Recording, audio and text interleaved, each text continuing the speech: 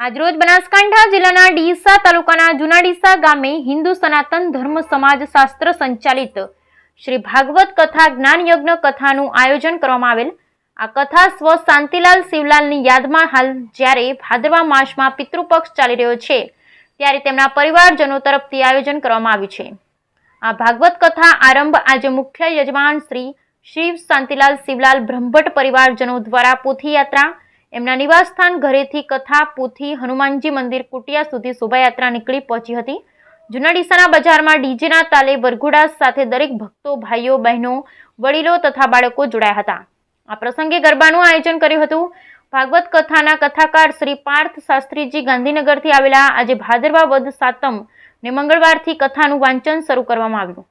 આ ભાગવત કથાનું આયોજન કર્યું એમાં હિન્દુ સમાજ અને ધર્મના પ્રમુખ શ્રી દિલીપભાઈ બ્રહ્મભટ્ટ, ઉપપ્રમુખ જગદીશભાઈ પઢિયાર અને પાંજરાપોળના નવીનભાઈ જોશી, જીતુભાઈ મંડોરા, ભરતભાઈ સોની, સુરેશભાઈ પઢિયાર, સનાતન ધર્મના દરેક કાર્યકર્તાઓ હાજર રહ્યા હતા।